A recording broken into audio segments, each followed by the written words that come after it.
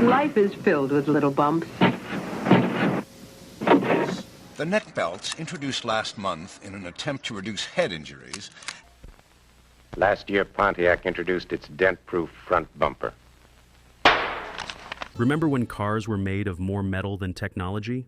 When safety was more about luck? Let's take a fun and eye-opening trip through 13 dangerous old car features that will make you thankful for today's advancements. From water-filled bumpers to neck seat belts, car safety has come a long way. These early ideas were creative but had big problems. Join us as we see how these experiments led to the safer cars we have today. Now let's dive into these fascinating yet risky car features. Water balloon bumpers. Imagine bumpers that could double as water balloons. It seemed like a brilliant idea until reality hit. Literally. In the 1950s, car makers were looking for new ways to make cars safer. One wild idea was the water balloon bumper. The idea was simple. Fill car bumpers with water to absorb the energy of a crash, cushioning the impact and protecting passengers. Ford, Chrysler, and General Motors thought it was worth a try. Can you picture it? Cars driving around with giant water balloons on their front and back? People were curious, but also a bit skeptical. The theory made sense. Water can absorb a lot of energy. So, in a crash, the water would spread out the force, reducing damage to the car and its passengers. But when put to the test, these bumpers had some major problems. What happened when these bumpers faced real crashes? The materials used, rubber or plastic, weren't always strong enough. Often the bumpers would burst, leaking water everywhere and leaving the car unprotected. While water could absorb some impact, it couldn't match the safety of modern materials, like crumple zones. In high-speed crashes, water-filled bumpers just didn't provide enough protection. They turned out to be more of a gimmick than a real safety feature. By the 1970s, the idea of water balloon bumpers was mostly abandoned. As car safety research improved, manufacturers moved on to better solutions like crumple zones and airbags. Thinking back, the water balloon bumper was an interesting idea, but it shows why rigorous testing is so important. Not every bold idea works in the real world. This quirky chapter in car history reminds us of the need for continuous innovation and reliable designs. Stay tuned as we dive into more surprising and sometimes bizarre car safety features from the past.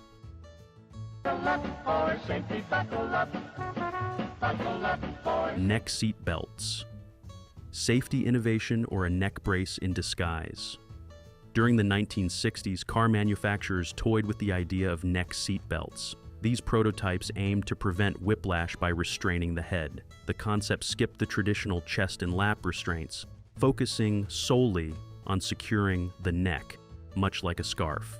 In the 1960s, car safety became a big concern, and engineers were eager to find new ways to protect passengers. One such idea was the neck seat belt. Unlike the seat belts we know today, these belts were designed to hold just the neck and head in place to prevent whiplash during a crash. The concept was simple: keep the head from snapping forward or backward too violently in a sudden stop.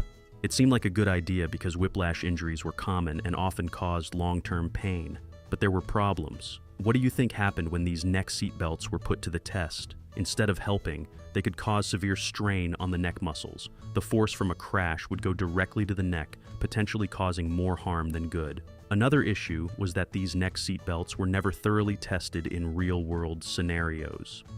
Companies like Ford and General Motors tried them out, but quickly realized they weren't practical or safe for regular use. They had too many unanswered questions about whether these belts would save lives or cause more injuries. By the 1970s, the neck seat belt idea had been mostly abandoned. Car makers shifted their focus back to improving traditional seat belts. This led to the development of the three-point seat belt system that we use today, which secures the chest, lap, and shoulder. This design is much better at spreading the forces of a crash across stronger parts of the body, reducing injuries significantly. The neck seat belt is now just a curious footnote in the history of car safety. It shows us that even well-meaning ideas need thorough testing to ensure they are safe and practical. The immediate center of attention inside the 1960 Chrysler is the strikingly different Astrodome instrument cluster. Metal dashboards. Cold, hard steel right in front of you. Metal dashboards were a standard feature in early automobiles. They looked tough and were a symbol of the car's durability. However, in a crash, these unyielding surfaces became lethal hazards. In the early days of cars, dashboards were just metal panels holding gauges and switches. There were no fancy designs, just raw steel. Companies like Ford, Chevrolet, and Dodge used these metal dashboards, and people didn't complain. They were too excited about driving to worry about the dangers. Can you imagine sitting behind a metal dashboard with no soft padding? It was a sign of the car's toughness, but in a crash, it became a serious danger. The hard metal could cause severe injuries. Heads, knees, and chests would slam into the unyielding surface, often resulting in serious injuries or even deaths. By the 1960s, safety concerns started to grow. What did crash tests reveal? They showed that metal dashboards could become deadly weapons in an accident. It was clear something had to change. So, what did engineers do? They began adding padding and vinyl covers to dashboards. This was a big shift in the car industry. The focus moved from just looking tough to actually being safe. Gradually, metal dashboards disappeared, replaced by softer, padded designs. These new dashboards were better at absorbing the impact of a crash, reducing the risk of injury. This change was part of a bigger movement to make cars safer. Other features like seat belts and collapsible steering columns also became standard. It showed a growing understanding of the need to protect people in cars. The era of metal dashboards is over, but it taught us a lot. It reminds us of how important continuous innovation is in making our roads safer. Hood ornaments. From symbols of luxury to potential projectiles, hood ornaments like the Spirit of Ecstasy adorned cars in the early 20th century.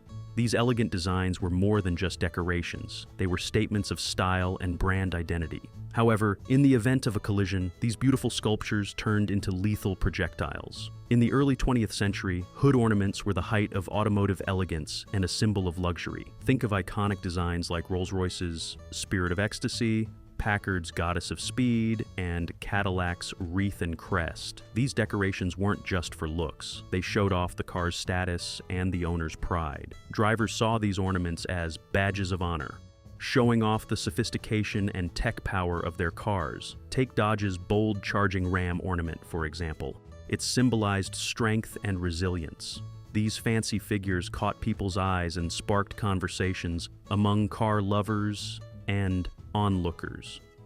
But did you know these stylish ornaments had a dark side? What happens in a collision? These rigid, pointed designs could become deadly projectiles. The elegant shapes of wings, animals, and goddesses posed a significant risk. If a pedestrian was hit by a car with a hood ornament, they could be severely injured or even killed by these sharp objects. As people became more aware of pedestrian safety, things began to change. By the 1970s, safety regulations required car designs to reduce these hazards. This led to collapsible hoods and redesigned, blunter hood ornaments. So, what happened to the classic designs? Many were retracted into the hood or replaced with simpler badges. Brands like Rolls-Royce kept their ornamental emblems but made them safer. Most modern cars now use less intrusive designs. This shift marked the end of an era of gleaming hood ornaments. It was necessary to protect both drivers and pedestrians. This change shows how we balance keeping car heritage while advancing safety standards.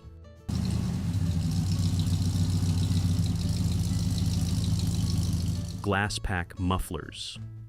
They made your car roar like a beast, but their lack of proper baffling meant more than just noise pollution. In the 1950s and 1960s, car enthusiasts were always on the lookout for ways to make their vehicles stand out. One popular modification was the glass pack muffler. Known for its distinctive throaty roar, this type of muffler quickly became a favorite among those who wanted their cars to sound as powerful as they looked. The design of the glass pack muffler was simple, yet effective. It consisted of a straight, perforated tube wrapped in fiberglass packing material. The exhaust gases would pass through this tube, with the fiberglass absorbing some of the sound waves and creating that iconic, rumbling sound.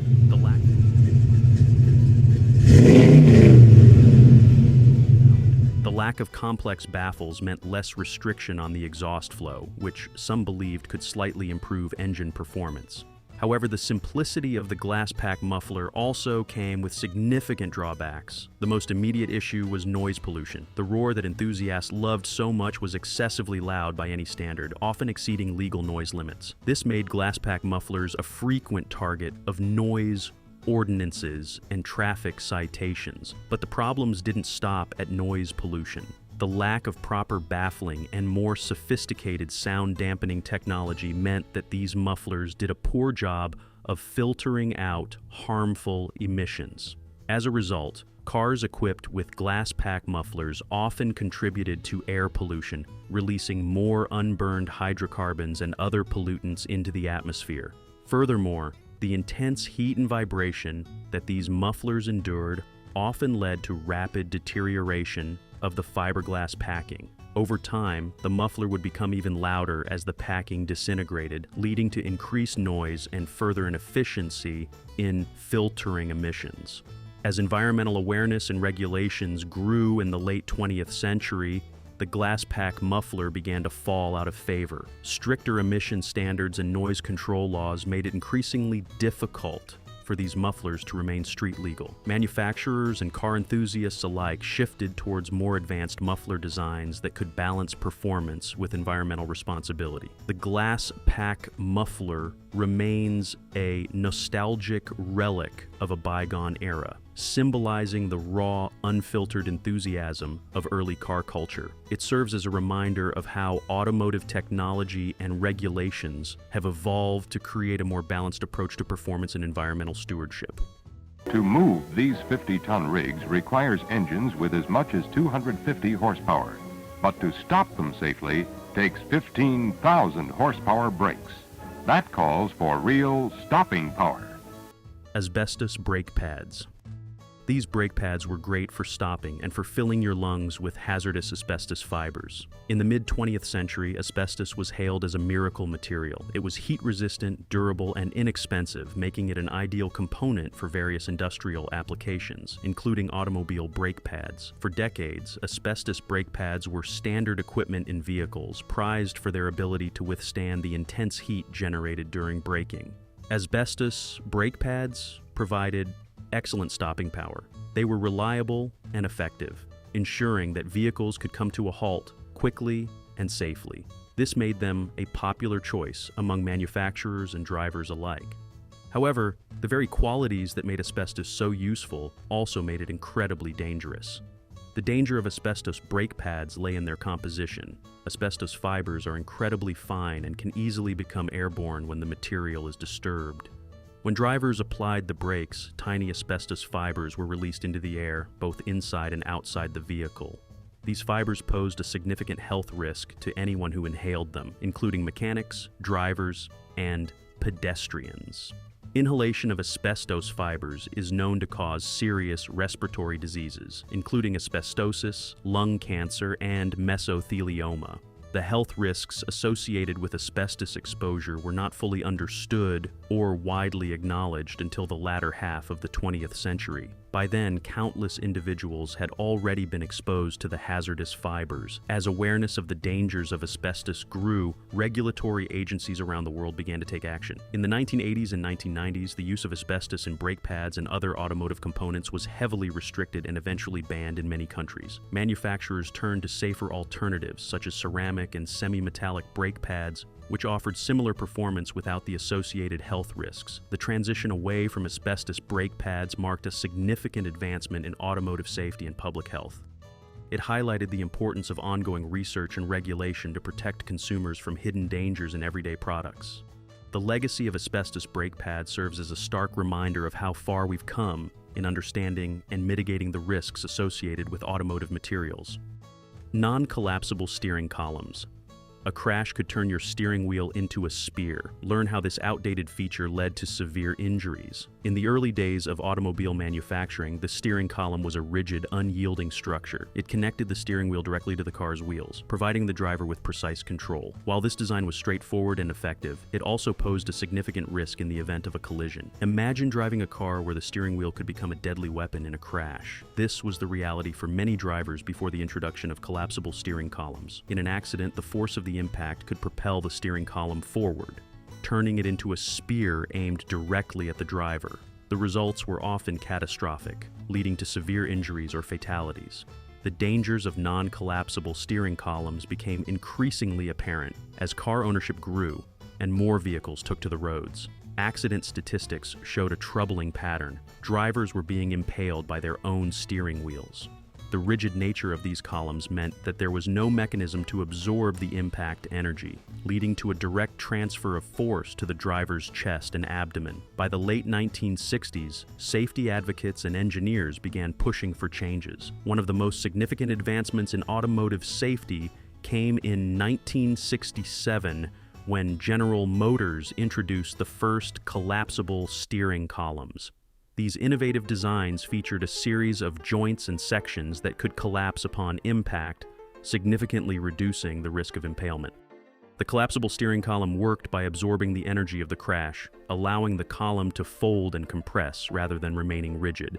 This simple yet effective change drastically improved the safety of vehicles. Other manufacturers quickly followed suit, and collapsible steering columns became a standard feature in all new cars. The transition to collapsible steering columns marked a turning point in automotive safety.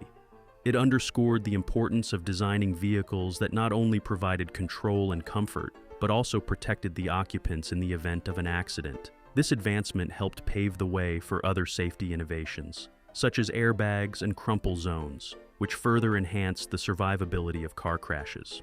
Reflecting on the era of non-collapsible steering columns, it's clear that safety has always been a journey of continuous improvement.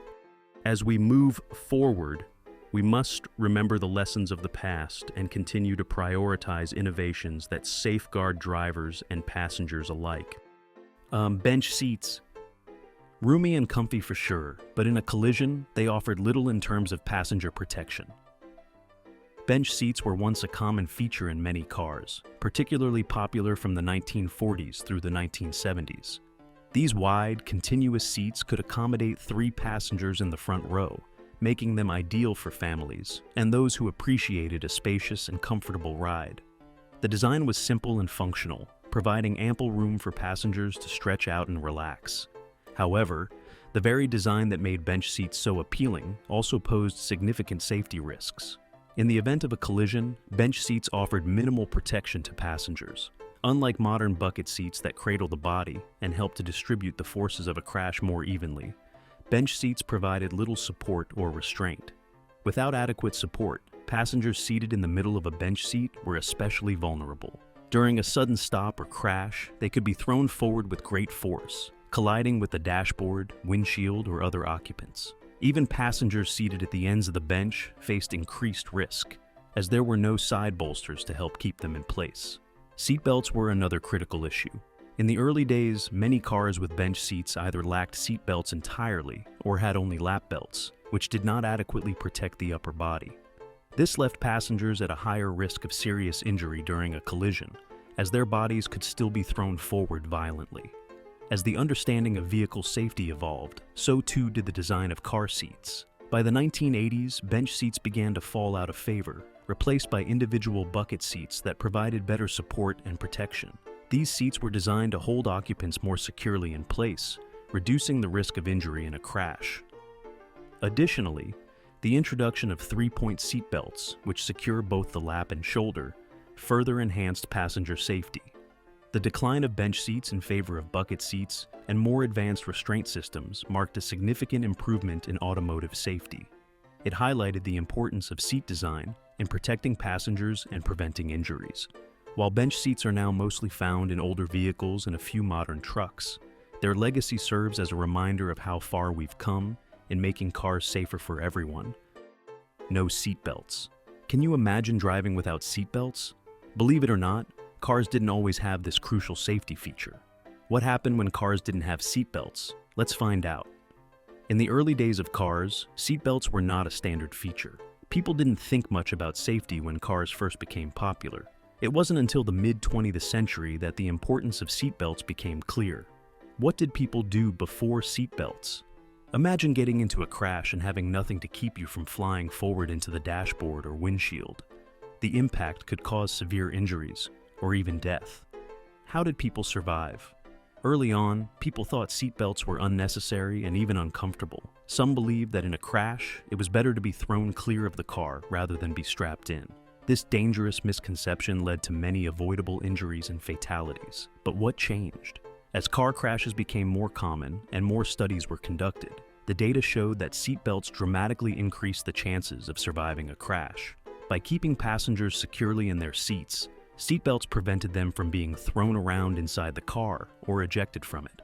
By the 1960s, car manufacturers began to install seatbelts more widely.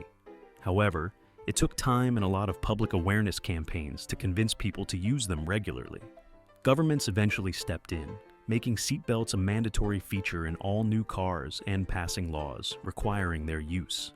Can you imagine the resistance to wearing seatbelts at first? Today, it's hard to imagine a car without seatbelts.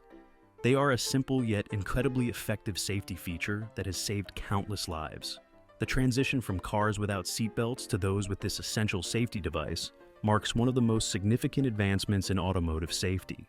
Thinking back, the absence of seatbelts in early cars is shocking. It reminds us of how far we've come in making driving safer. It's a testament to the continuous improvements in car safety that protect us every day. Lack of headrests. Whiplash, anyone? The omission of this simple feature led to countless neck injuries. In the early days of automotive design, comfort and style often took precedence over safety. One glaring omission in early vehicles was the absence of headrests. This might seem like a minor oversight, but it had significant implications for passenger safety, particularly in the event of a rear-end collision. Headrests are designed to support the head and neck, reducing the risk of whiplash, injuries during sudden stops, or impacts. Whiplash occurs when the head is suddenly jerked backward and then forward, causing strain or injury to the neck muscles and ligaments. Without headrests, occupants were left vulnerable to this common and often painful injury. In the early 20th century, cars were equipped with bench seats that lacked any form of head support. The focus was on providing a spacious and comfortable seating arrangement, rather than considering the potential for neck injuries. As a result, when a car was struck from behind, the sudden jolt would cause passengers' heads to snap back, leading to whiplash. The severity of whiplash injuries could vary, ranging from mild discomfort to severe pain and long-term complications. Drivers and passengers alike were at risk, with the lack of head support contributing to countless neck injuries over the years. Despite the obvious dangers, it took several decades for the automotive industry to address this critical safety issue. The push for headrests began to gain momentum in the 1960s, driven by increasing awareness of vehicle safety and the introduction of new safety standards. In 1968, Volvo, a pioneer in automotive safety, made headrests standard equipment in its vehicles. This move set a precedent, prompting other manufacturers to follow suit. By the 1970s, headrests became a common feature in new cars, significantly improving passenger safety. The design of headrests evolved, with adjustable options allowing occupants to position them correctly for maximum protection. Modern headrests are designed not only to prevent whiplash, but also to enhance overall comfort during long drives. The introduction of headrests marked a significant advancement in vehicle safety, highlighting the importance of even seemingly small features in protecting passengers. Today, headrests are a standard feature in all vehicles, a testament to the ongoing evolution of automotive safety standards. Reflecting on the era when headrests were absent from cars, it's clear how far we've come in recognizing and addressing safety concerns. This simple yet essential feature has played a crucial role in reducing neck injuries and enhancing the overall safety of vehicles. Curious about more wild and fascinating car features? Our recent video dives into 20 things you can't do anymore from the 80s. Check it out next. Which of these old, dangerous car features do you find most intriguing? Have any memories or thoughts? Leave a comment below and let us know which feature you'd bring back and why. Share with fellow car enthusiasts, and subscribe for more deep dives into the fascinating world of cars.